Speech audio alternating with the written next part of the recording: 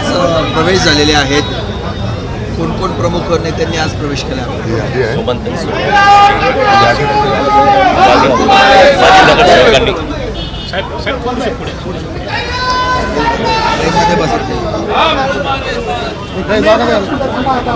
आज आपल्या नाशिक शिवसेनेमध्ये माननीय सुमनताई सोनवणे, कैलासजी आणि अनेक प्रमुख पदाधिकाऱ्यांनी, माजी नगरसेवकांनी शिवसेनेमध्ये प्रवेश केलेला आहे. त्या सर्वांचं आम्ही स्वागत केलेलं आहे, त्यांना शुभेच्छा दिलेल्या आहेत.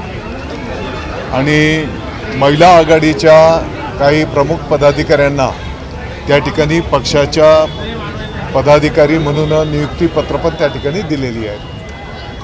युती संदर्भात काय चर्चा चालू आहे? कैलास मुंडे प्रवेशामुळे शिवसेनेची ताकद भाजपमध्ये वाढलेली आहे. त्यांच्या असंख्य युवकांचं मोठं पाठबळ असं त्यांच्या ताकदीचा उपयोग आपण कशा प्रकारे करणार आहात? योग्य प्रकारे करू. साहेब, नाशिकमध्ये अजित पवार आणि आपली युती झाली अशी चर्चा आहे. आज बैठकी झाली, काय नक्की घडामोडी?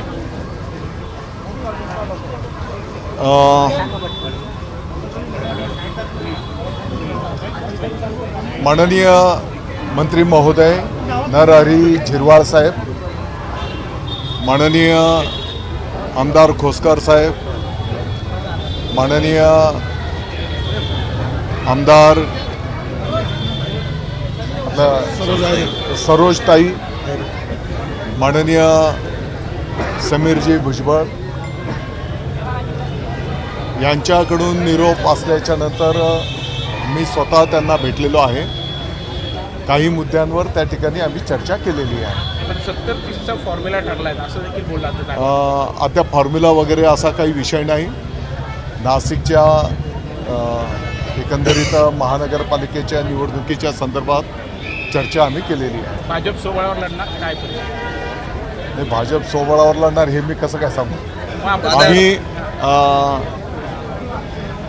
युतीच्या संदर्भामध्ये आपल्या सर्वांना माहिती आहे की यापूर्वीच युतीचा प्रस्ताव त्या ठिकाणी दिलेला आहे. वरिष्ठ पातळीवरनं जो काही निर्णय होईल त्याप्रमाणे पुढे आम्ही मार्गक्रमण करू. युती कोणासोबत होणार आहे? भाजपसोबत होणार आहे की राष्ट्रवादीसोबत होणार आहे? आत्ताच्या घडीला तर महायुतीमध्ये आम्ही तिन्ही पक्षांचे लोक आहोत.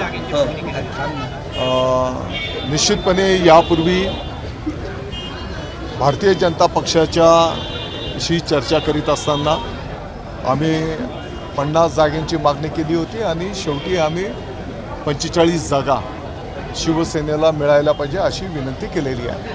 शेवटचा आकडा त्यांनी काय दिला होता? 30-32 जागांचा. तो आकडा काही मी बोलू इच्छित नाही. दादा, काय आपल्या पक्षाच्या कार्यकर्ते पदाधिकाऱ्यांची हीच मागणी आहे, भाजपसोबत न जाता राष्ट्रवादी अजित पवार गटासोबत आहे? नाही, मागणी वगैरे असा विषय नाही. आता प्रत्येकाच्या काही भावना असतात, परंतु माननीय नरहरी झिरवाळ साहेब सन्माननीय मंत्री महोदय आहेत, त्यांच्याकडनं सूचना आल्याच्या नंतर भेटणं, चर्चा करणं एक कार्यकर्ता मित्र म्हणून मला वाटतं की आमची जबाबदारी आहे. म्हणून आम्ही त्यांच्याशी संवाद साधलेला आहे. आजच्या बैठकीत काही निर्णय झाला आहे का? निर्णय झालेला नाही, चर्चा झालेली आहे. पण मग आता पुढे तुम्ही राष्ट्रवादीसोबत कायम राहणार की भाजपला पण घेणार? जे काही घडेल ते तुम्हाला सांगू आम्ही. भाजपला टाळून का बरं तुम्ही दोघं एकत्र येत? भाजपला कुठे टाळतो? मी आपल्याला सांगितलं ना की 50 जागांची मागणी केली होती. 45 जागा शेवटी आम्ही विनंती केलेली आहे. वरिष्ठ पातळीवर त्या संदर्भामध्ये चर्चा चालू आहे. वरिष्ठ पातळीवरनं जो निर्णय होईल त्याप्रमाणे आम्ही पुढे मार्गक्रमण करू. पण मग तुम्ही दोन्ही बाजूला प्रयत्न करताय? दोन्ही बाजूला प्रयत्न करणं हा विषय नाही. राजकारण हाच काही 100% विषय नसतो. आज जर सन्माननीय मंत्री महोदय ते आहेत, सन्माननीय आमदार महोदय आहेत आणि शेवटी आपण सगळे नाशिक हे निवडणुका आज आहेत, उद्या परत आपण सोबतच आहोत. तर आम्ही चर्चा केली, वस्तुस्थिती आहे, आम्ही काही नाकारलं नाही. तुम्ही किती जागांची मागणी केली आत्ताची चर्चा? कुठे? जागेंच्या आकडेवारी वगैरे इतकं नाही गेलेलो. कशा पद्धतीने बाबा आता नाशिकमध्ये या निवडणुका होत आहेत चर्चा केलेली आहे. आज पण हीच राष्ट्रवादी महाविकास आघाडीकडे पण प्रस्ताव देते. अजित पवारांच्या राष्ट्रवादीकडनं ठाकरे गटाला पण प्रस्ताव दिलेला आहे की आम्हाला मला त्या संदर्भातली माहिती नाही. आज आदित्य ठाकरे नाशिक दौऱ्यावरती होते. तपोवनाची वृक्षांची तर पाहणी केली, कार्यकर्ता मेळावा घेतलेला आहे, जोरदार टीका केलेली आहेत आणि ठाकरे बंधू एकत्र आले आहेत. आता महापालिकेवर आमचाच भगवा फडकेला असं त्यांनी म्हटलं. पहिली गोष्ट तर त्यांना नाशिकची किती वर्षानंतर आठवण झाली आहे का नाही.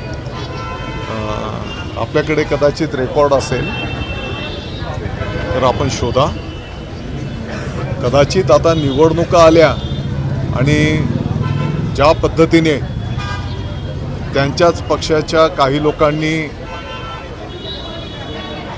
त्यांचं युती झाल्याच्या नंतर जल्लोष केला आणि दुसऱ्याच दिवशी जल्लोष करणारे भारतीय जनता पक्षात गेले, आपण सगळ्यांनी बघितलेलं आहे. मालेगावचं काय झालं? मालेगावमध्ये आपण स्वबळावर लढणार आहात. मालेगावमध्ये पण आम्ही युतीचा प्रस्ताव दिलेला आहे. ज्या पद्धतीने निर्णय होईल आपल्या माध्यमातून सांगू. पण काय म्हणजे कुठपर्यंत चर्चा आलेली? आता 2च दिवस राहिले अर्ज भरण्यासाठी. या 2 दिवसातच निर्णय होते. आता तुमचं AB फॉर्मचं वाटप कधीपासून? मला वाटतं की ह्या 2 दिवसामध्ये या सर्व आणि शिवसेनाच काय प्रत्येक पक्ष त्या ठिकाणी या सगळ्या पूर्तता पूर्ण करते. पण शेवटचे 2 दिवस आहेत. उमेदवारांमध्ये कसा संभ्रम बघायला मिळतोय. 2 दिवसात कसं करणार? कुठे उमेदवार पळून जाऊ नये, बंडखोरी होऊ नये म्हणून खबरदारी घेत आहे का पक्ष? सगळे उमेदवार पण समजदार आहेत. माहिती का? फॉर्म भरण्याच्या ज्या काही कागदपत्रांची पूर्तता करायची असते तो प्रत्येक उमेदवार त्या ठिकाणी करतो आहे. जिथपर्यंत शिवसेनेचा विषय आहे तर कायदेशीर मार्गदर्शन पण फॉर्म भरण्याच्या संदर्भातलं इथे केलं जात आहे. दादा, नाशिकच्या बाबतीत भाजप तुम्हाला घ्यायला तयार नाही आणि तुमची शिवसेना आहे ती फरफटत नाही. या क्षणाला तयार नाही किंवा फरफटत जातो आहे असं तर काय आम्ही बोलणार नाही. मला वाटतं की वरिष्ठ पातळीवरनं जो काही निर्णय होईल त्याप्रमाणे आम्ही पुढे जाऊ. थँक्यू.